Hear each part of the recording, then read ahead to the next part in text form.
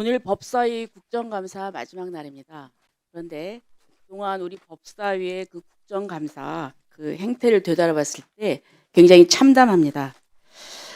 이번 국감은 한마디로 5개 재판, 12개 혐의가 있는 이재명 대통령의 재판 뒤집기, 무죄 만들기 국감이었습니다.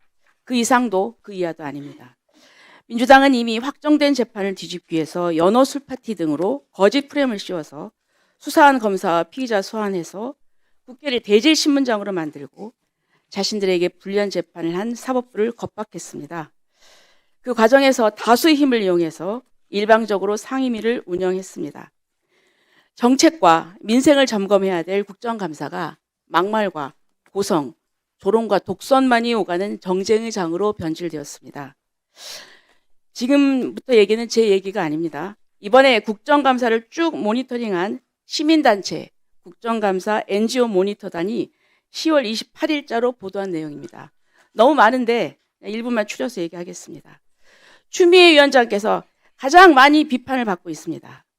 자, PT를 띄워줘 보세요.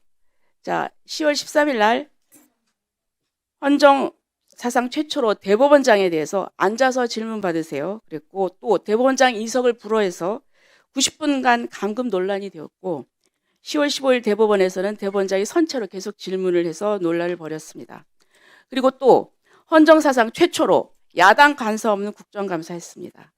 또 곽규택 의원의 발언권 제한했고 발언 순서 변경했고 최혁진 의원 질의 방해를 하자 여기에 대해서 주진 의원이 항의했는데 다툼이 되니까 둘 다 퇴장 명령했습니다. 신동욱 의원에게도 퇴장 명령을 했고 연일 편파 진행을 해서 그래서 파행이 되었고 또 기약 없는 국감 중지 선언을 했습니다. 또 마이크를 독점해서 동료 의원들보다 평소 2.8배 이상의 발언을 한 위원장으로 지목이 되고 있습니다. 그래서 감사위원 대비 평균 3배 이상 발언한 위원장으로 사관왕이 되셨습니다. 이 부분에 대해서 국민의힘이 잘못했다는 얘기는 한마디도 없습니다. 그 시민단체는 어느 당에 편파적이지도 않습니다. 청년 대학생 모니터는 이런 얘기도 하고 있습니다. 지검장 증인에게 잘못한 점을 지적하기 위함은 이해하지만 과도하게 윽박지르고 답변 기회조차 주지 않았다는 지적이 있었습니다. 이 청년의 눈에 국회가 어떤 모습으로 보였겠습니까?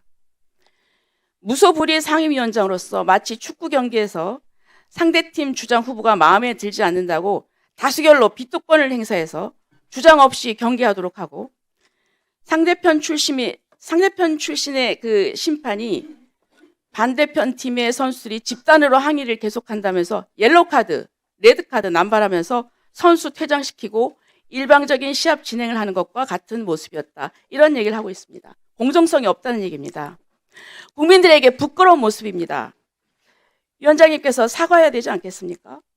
저는 이 헌정사의 아주 부끄러운 역사로 기록될 것입니다. 자, 그리고 또 지금 이제 지난 국정감사에서 김대웅 서울고법원장이 중지된 이 대통령의 공직선거법 위반 사건에 대해서 재판 재개가 이론적으로는 불가능하지 않다 이렇게 발언을 했습니다. 여기에 대해서 민주당은 화들짝 놀란 것 같습니다. 그래서 이재명 대통령의 형사재판을 사실상 중단시키는 재판중지법 다시 추진하고 법원행정처 폐지, 사법행정위원회 신설 검토 이렇게 사법개혁이 아닌 사법개혁안을 다시 들고 나오고 있습니다. 특히 법원행정처 폐지는 2020년도에도 민주당에서 발의한 바가 있습니다. 그때도 법원행정처 폐지하고 외부위원회로 대체한다는 그런 내용이었습니다. 자, 오죽하면 좌파, 코드, 김명수 대법원장조차 위헌 소지가 크다고 반대했습니다. 장관님, 예, 지금 이 재판중지법 얘기가 나오고 있는데요. 이 법이 지금 만약에 통과가 된다면 여러 가지 지금 문제가 있는데 어떻게 생각하십니까? 예, 그 가정적인 상황을 전제를 해갖고 장관이 거기서 말씀드리는 건 적절치 않고요.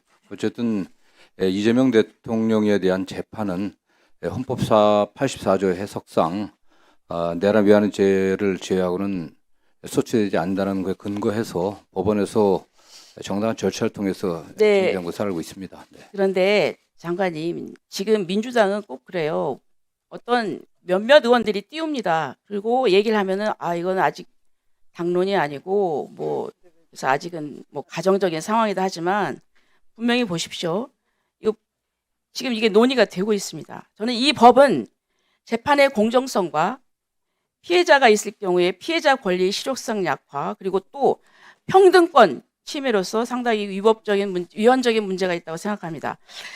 법원행정처장님, 예. 지금 민주당이 법원행정처를 폐지하겠다, 사법행정위원회 신설하겠다, 이런 얘기를 하고 있는데요. 이거는 지금 민주당이 만약에 지금 법원에서 불리한 재판한다면 입법권으로 보복하겠다 이런 선전포고로 들리는데 우선 이 법원행정처를 폐지한다거나 사법행정이 신설한다거나 이거 분명히 2020년도에도 한번 나온 안 아닙니까? 예. 이 부분에 대해서 우리 법원의 입장을 한번 얘기해 주세요. 말씀드리겠습니다. 네. 아시다시피 지난번에 사법행정권 남용 사태 이후에 2018년도에 이제 김명수 전 대법원장님 시절에는 처음에 법원조직법 행정처를 폐지하는 조직법 개정안을 국회에 제출한 바 있습니다만은 21대 국회 심의 과정에서 결국 대안이 없고 오히려 대안으로 제시되는 것들은 사법 독립이라든지 여러 가지 면에서 알겠습니다. 치명적인 위험이 있다 이런 차원에서 거기에 반대 의견 제출했고 결국에는 국회에서도 폐기시킨 네. 것으로 알고 있습니다. 알겠습니다. 그래서 말씀만 조금 더 드리면 안 아니요, 되겠습니까? 됐어요. 그리고 우리 조원철 법제처장님, 예. 지난번 답변에서 지금 5개 재판, 12개 혐의가 무죄다 이렇게 말씀하셨는데 아직도 그 생각에 변화가 없으십니까? 제 개인적인 의견을 말씀드렸던 것이고 국감장에서 그 부분에 대해서 개인적인 의견을 피력한 거에 대한 그 지적들은 경망히 수용하도록 하겠습니다.